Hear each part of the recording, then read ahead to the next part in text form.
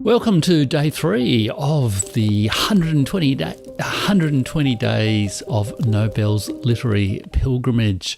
At the end of this Ultimate Book Lovers Challenge, you and I will have read at least a sample of all 120 Nobel Prize for Literature winners since 1901. We began in 1901 with Sully Prudhomme, and we'll go all the way to 2023, last year's winner, John Fosse. And we will finish our pilgrimage just before the 2024 winner is announced in Stockholm in October. Now, the Nobel Prize for Literature is awarded for literature that is to the benefit of mankind and is idealistic in some way. They're pretty vague directions from the will of Alfred Nobel, and they have been interpreted in many ways. And through this literary pilgrimage, we're learning quite a lot about world history and world culture since 1901 and even a bit further back, and the ways in which that was expressed in the way the Nobel Prize was won. And of course, the Nobel Prize is awarded by the Swedish Academy, and you could say the winner in 1903 was a Swede. You could say he was a Scandinavian. You might even say, as he did, that he was Germanic.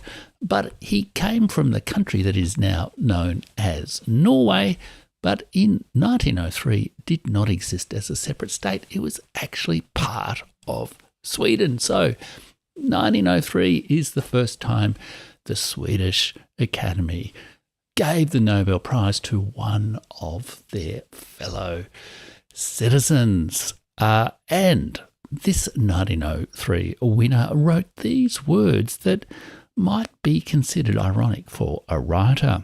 But life does not consist of words. Life consists of reality. Those were not the words of a mere poet and scribbler. They were the words of a public intellectual in the 19th century. I don't know if they used the term public intellectual in the 19th century. They certainly used the term patriot and polemicist. And I think you could say this writer was such a person, the first Scandinavian, the first winner from Norway. And as I said, in 1903, Norway had been formed, it had been part of a union with Sweden since about 1815. I think previously it was part of Denmark. So it would really only become a national state in 1905. Its first Nobel Prize came before the formation of its separate statehood, modern statehood at least. So this prize is like the story of Theodore Mommsen in 1902, in part a story of cultural nationalism. And the writer was, and please excuse any mispronunciation, I'm going to do my very, very best, Bjørnstjerne Bjørnson. And it was awarded to him as a tribute to his noble, magnificent and versatile poetry, which has always been distinguished by both the freshness of its inspiration and the rare purity of its spirit. Not terribly descriptive words, I think, but and this was a writer I had never heard of before I began this pilgrimage. I had never read before I began this pilgrimage of 120 days of Nobel Prizes. But Bjørnson was a prolific and influential writer in 19th century Norway, 20th century Norway, early 20th century Norway as well. He is considered one of a quartet of 4 great Norwegian writers, alongside Ibsen, the great dramatist Henrik Ibsen, Lee, and Kieland. And of those 4, I previously have only ever read Ibsen, the great playwright. His, as in Bjørnson's story, is part of a story of cultural nationalism, and he indeed he wrote the lyrics of the Norwegian national anthem, at least until the early part of the 21st century. It was the Norwegian national anthem, Ja, vi elsker dette landet. Yes, I love this country. Let us have a look at the first two verses in both Norwegian and English. I'll only read, though, the English translation in a fairly literal translation.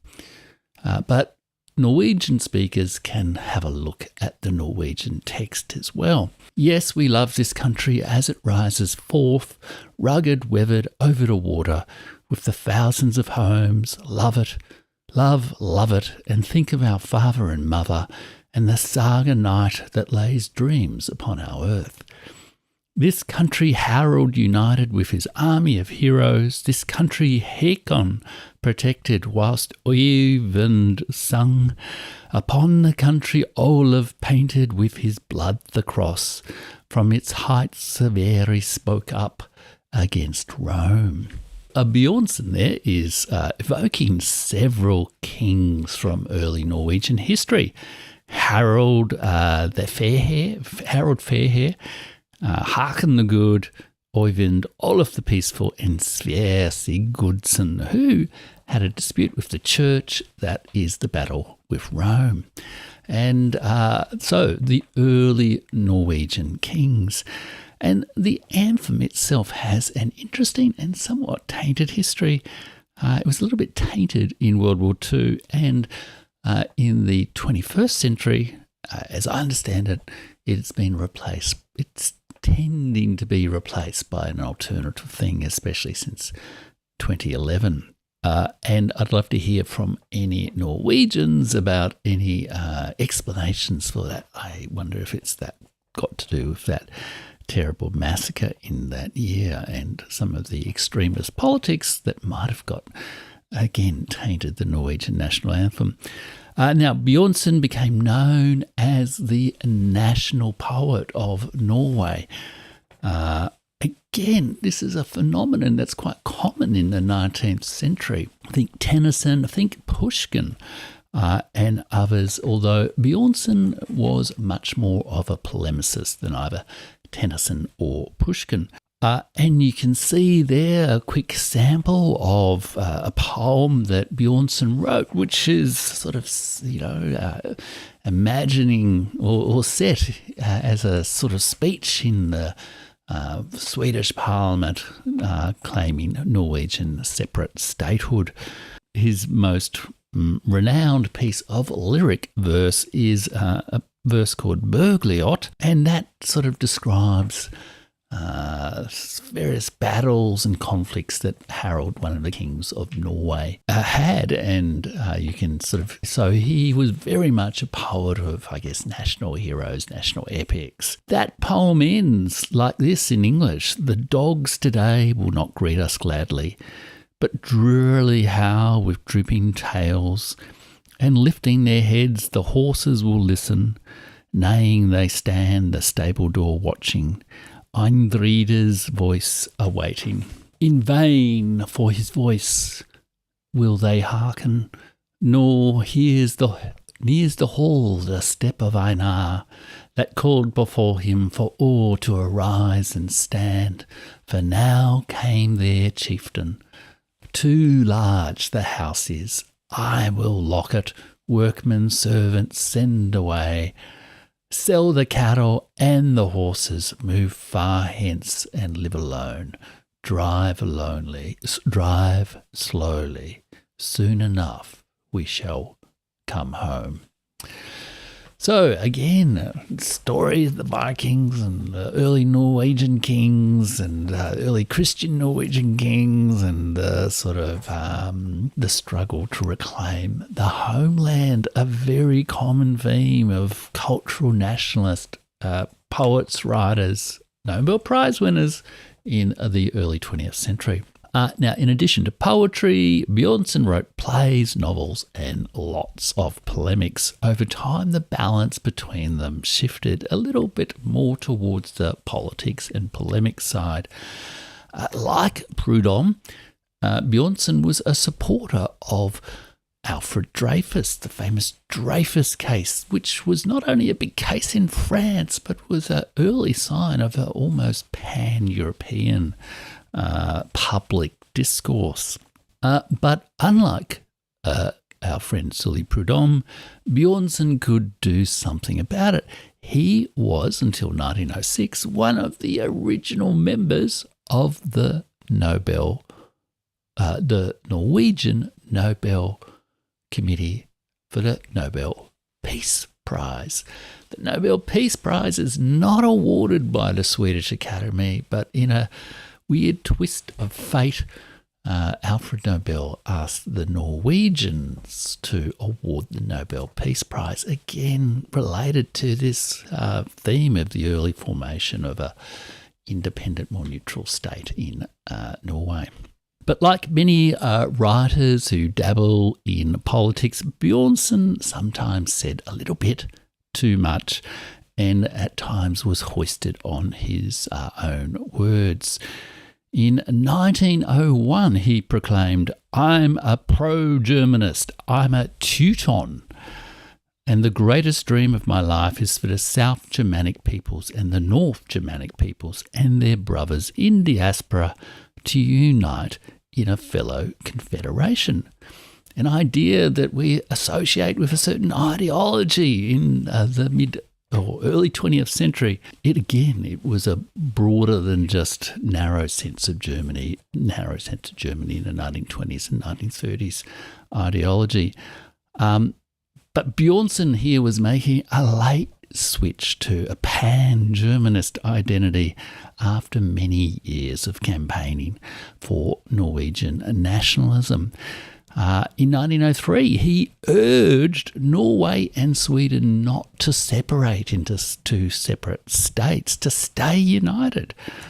And maybe even the honour from the Swedish Academy had swayed his opinion just a little bit. He, in fact, sent a telegram to the Norwegian Prime Minister stating, "Now is the time to unite." The Prime Minister drolly replied that now is the time to shut up. Maybe the Prime Minister was right.